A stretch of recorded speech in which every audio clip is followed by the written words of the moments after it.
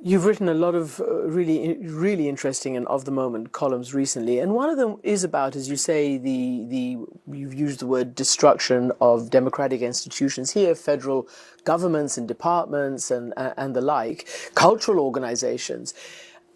You wrote, and I'm paraphrasing, why even smart people capitulate, or whatever the word is.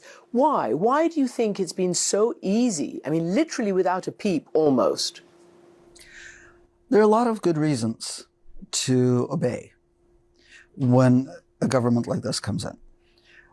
So some of the threats coming from the federal government, as weak as the federal government is compared to some other places that have gone autocratic, the threats are real: to pull federal funding, to go after other businesses that people have. And so if you look at people like Jeff Bezos or Mark Zuckerberg, who have sort of fallen all over themselves to obey and advance.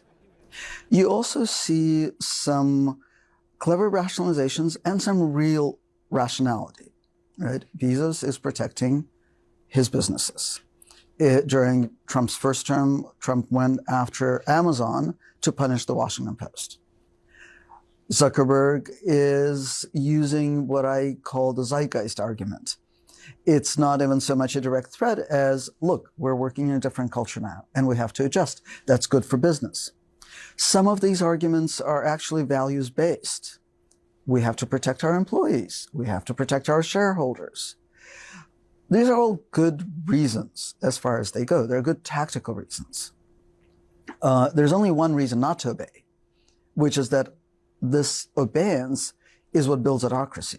If people withdraw their participation, if everybody acted like the 7 legal officials who resigned over the Department of Justice's order to drop charges against New York Mayor Eric Adams, if everybody acted like that, Trump wouldn't be able to do what he's doing. But most people are obeying.